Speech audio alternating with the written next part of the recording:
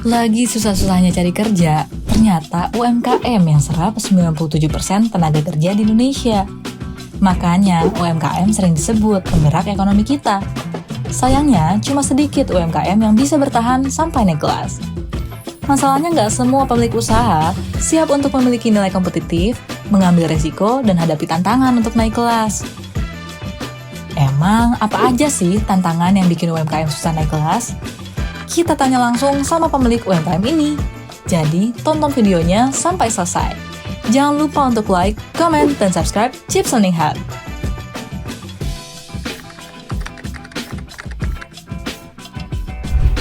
Sekarang buka usaha emang gampang. Kurang dari 1 jam, kamu udah bisa punya toko online dan mulai jualan. Sayangnya, baru 27,31% wirausaha yang punya mindset untuk berinovasi. Padahal, inovasi adalah bensin untuk lebih kompetitif dalam mengembangkan usaha. Rumah Karung Goni adalah satu dari puluhan juta UMKM di Indonesia.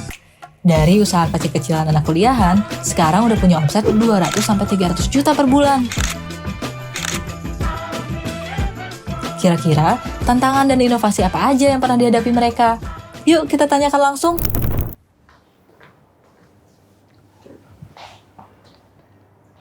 Saya Fajri, co-founder dari Rumah Karung Goni.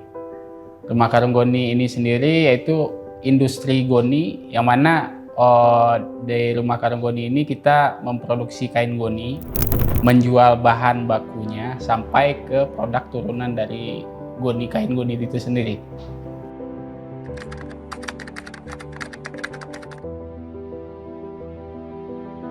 Kecil menuju menengah.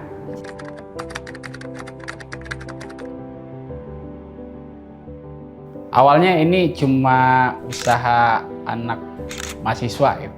Mahasiswa, usaha sampingan buat ya nyari-nyari uang jajan lah dulu. Dulu awalnya itu kita jual kain goni, dimana kain goni itu dulu kain impor dari Bangladesh. Nah kita awalnya itu jual bahan meteran atau per yard kita jualnya dulu, bahan kain itu tambah tali goninya. Awal-awal kita setahun 2 tahun berjalan itu kita melihat tren masyarakat itu lebih ke produk-produk yang unik dan rustic. Kita cobalah bikin beberapa produk yang dijadikan buat merchandise atau souvenir nikahan dulu. Nah, souvenir nikahan itu awal kita dapat pesanan tuh yang memang kita produksi secara massal.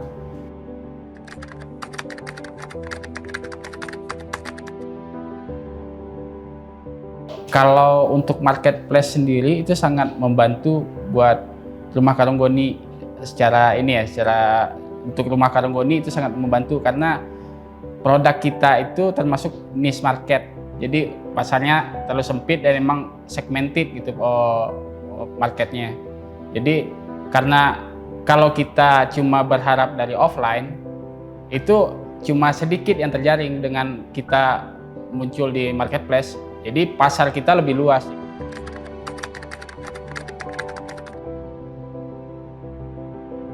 Beberapa kebijakan pemerintah menjadi tantangan buat kita juga tuh. Salah satunya terjadi pembatasan kuota impor tekstil. Kita nggak punya bahan lagi untuk dijual. Dan akhirnya di awal tahun 2021 kita coba impor langsung. Syaratnya kita coba bikin kain goni sendiri di Bandung. Dari segi permodalan juga ternyata saat bertumbuh dan kita butuh SDM, ternyata permodalan ini udah mulai menjadi sebuah hambatan juga ternyata. Kita harus bisa mengelola bagaimana SDM ini kita narik SDM buat bergabung dengan kita. SDM ini harus produktif dan bisa menutupi beban-beban untuk yang harus kita bayarkan ke SDM tadi. Selain hambatan yang dihadapi Rumah Karung Goni, berdasarkan studi Chips, UMKM juga merasakan hambatan lain, seperti kesulitan menarik konsumen yang lebih luas dirasakan 42,40% UMKM digital. Ongkos logistik yang mahal akibat infrastruktur yang kurang baik dirasakan 31% responden. Sulitnya meningkatkan nilai kompetitif usaha untuk promosi dirasakan 25,60% UMKM. Dan kemampuan digital yang pas-pasan jadi hambatan bagi 26,10% UMKM yang ingin naik kelas. E-commerce menyediakan berbagai layanan pelatihan atau workshop untuk meningkatkan nilai kompetitif UMKM. Tapi apakah layanan ini bisa bantu UMKM naik kelas?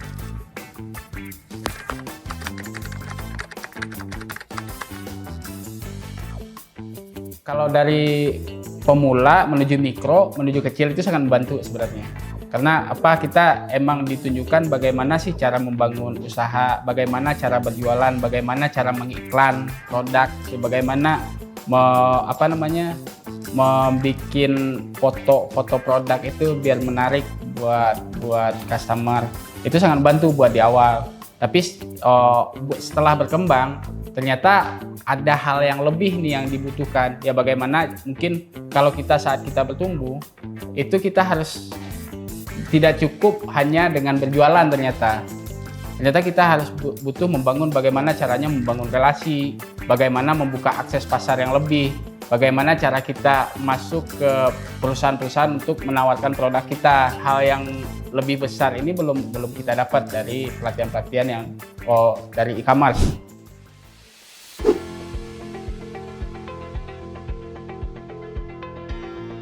Membangun ekosistem yang kompetitif agar UMKM bisa naik kelas bukan tugas industri e-commerce atau pemerintah seorang diri. Justru dibutuhkan kolaborasi antara pemangku kepentingan seperti pemerintah, swasta, dan wirausaha agar bisa mendorong UMKM naik kelas. Seperti kendala rumah karung goni untuk mengakses kain goni impor misalnya. Pemerintah sebaiknya menghilangkan hambatan non-tarif dan kuota impor yang berpotensi membuat bahan baku langka dan jadi mahal. Untuk masalah permodalan, kerjasama antara pemerintah dan industri keuangan diperlukan dalam membuka opsi-opsi permodalan sesuai dengan kebutuhan dan skala UMKM.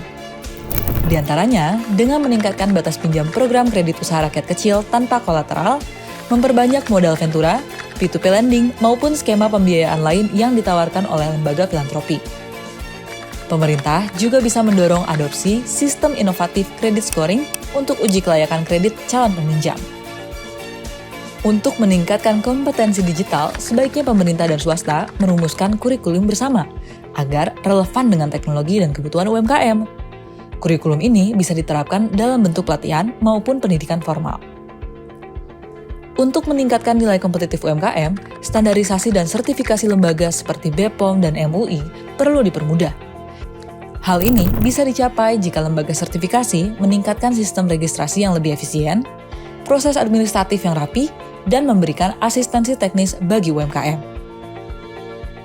Sementara untuk isu logistik, selain memperbanyak dan meningkatkan pembangunan infrastruktur, biaya gelap dalam proses logistik seperti pungli dan pemalakan juga perlu diberantas.